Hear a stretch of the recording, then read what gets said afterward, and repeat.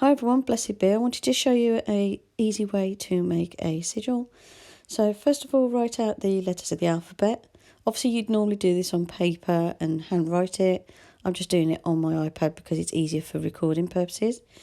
So I'm writing out all the letters of the alphabet, and then what I'm going to do is above each letter I'm going to put the corresponding number that it appears in the alphabet from 1 to 26.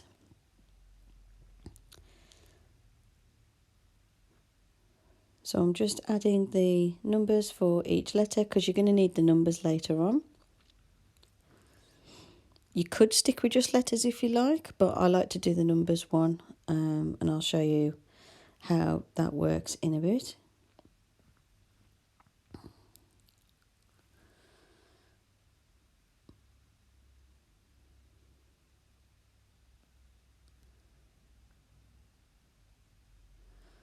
Then once you have numbered all the letters, write out your petition. What do you want your sigil to represent?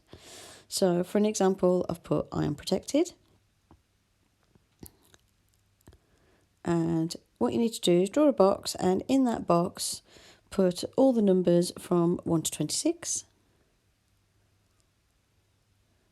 And I tend to do 6 digits across, like 6 numbers across. But obviously you can do this however you want. You could draw your numbers in a circle. You could mix all the numbers up and do them random. It's totally up to you. Just remember this is your sigil and you're the one that knows what it means, so it's up to you how you create it. Then I'm going to cross out all the vowels and repeated letters and just write down the letters that I'm left with.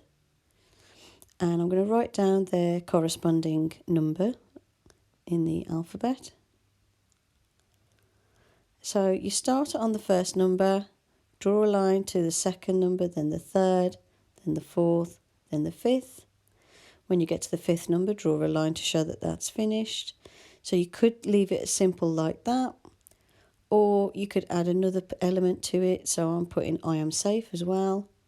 So again, cross out all the vowels, write down the letters that you're left with and their corresponding number. And then when I draw on the grid, I'm going to start on number 13, go to 19, and then go to 6. And you can draw that over the top of the first one. So on the right is the rough version.